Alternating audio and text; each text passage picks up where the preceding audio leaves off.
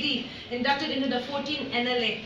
And ma'am, congratulations. Hekani Jakhalu from Dimapur 3. Ma'am, it was a very, tight and neck-to-neck race with Sir Ajeto. So what were your thoughts going, through your mind that time? Honestly, I was at peace after the elections. The voting took place. We had done our own assessment, and yes, of course, not a very, very big margin, but according to our assessment, we are showing that the win will be ours. So this morning, we had 11 rounds.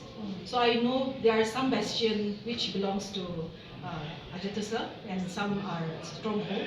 So the first part was in between. I mean, it's okay. I was not at any point of time was I nervous or my team nervous. We knew that we were going to win.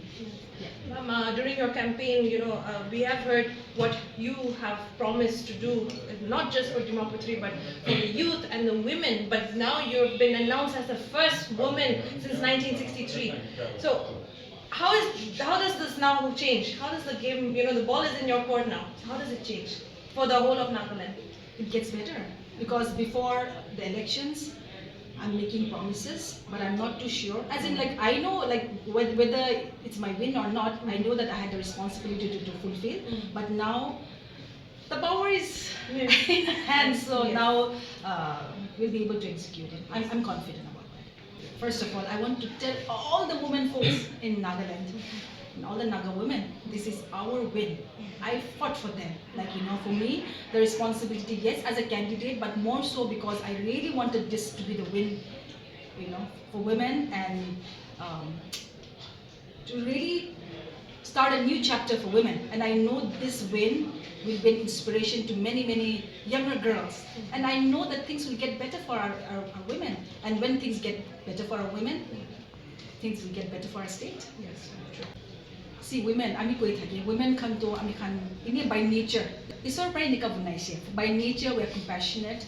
By nature, our love is more. We are more sensitive to people's feelings and what people think about, just more sensitive to people. On top of that, I also feel that women can be more honest and we have more integrity. And I also say, and I keep on saying this before I say anything, that with due respect to men, men have a lot of ego problems also when they're sitting there and trying to talk, I mean, but I think women are more, they'll be more humble and they'll be able to, when they understand, because it's about policy making. When you're talking about legislative assembly, it's about policy making. And when you're talking policy, it's important that you understand things holistically and you're more sensitive to issues, you understand people's need and you understand what people want. So I think women carries that with them.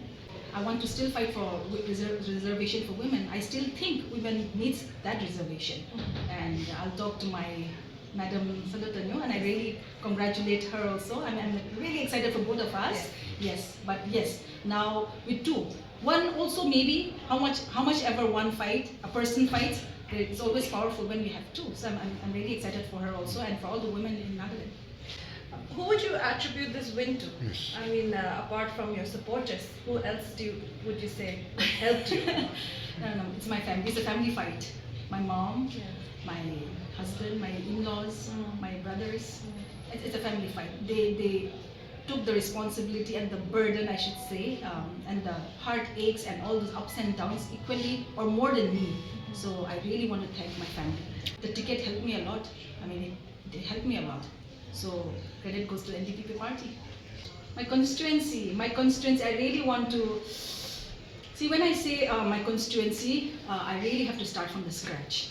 It's not about, I have to start from the start, which means I have to do an assessment and a study of everything. I've been talking about schools, because when I talk about unemployment, it starts from schools. I'm going to do this whole aspiration mapping of young people first. And also, I'm going to do an assessment of all the schools because I want to start there, healthcare system. I want to do an assessment of all the villages, and eventually I'll do an assessment of the household. I want to try my best to make sure that no person is left behind.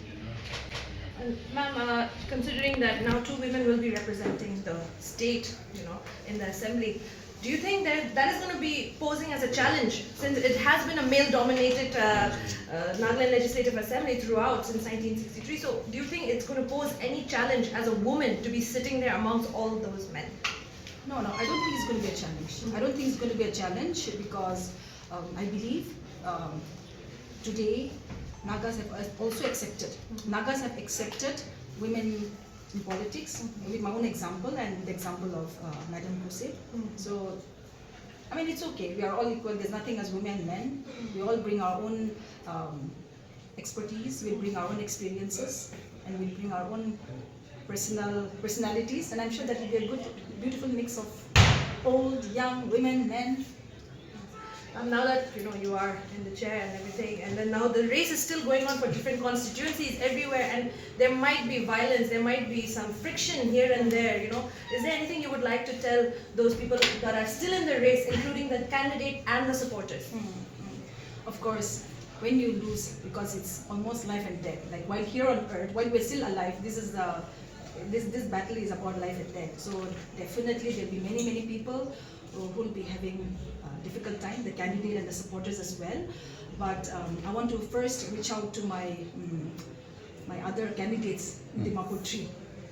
All of them gave a really good fight, and especially to my the MLA Ajeto. Their team gave a really good fight. But in whatever way, he's also been the father of this constituency, and definitely I would like to seek his blessing and his support, so that together, his guidance, his experience, so that we can do good work for Dimapur 3. And when I was going to the polls for the election day, I've been really praying. I think historically, this is the first time where no violence has taken place in Dimapur 3, because this is supposed to be a place where violence and muscle power, a lot of things that happened in the past. But Dimapur 3 had one of the most peaceful elections. I don't want to take the credit for this, but I've been really praying. Of course, everyone prays, so that it will be God's will to win. That was one of our prayer agenda. And the other one was that God would take care of this constituency and no bloodshed or violence will take place in my Dimapur 3. And God's angels will protect Dimapur 3. And I really believe that our prayers were answered.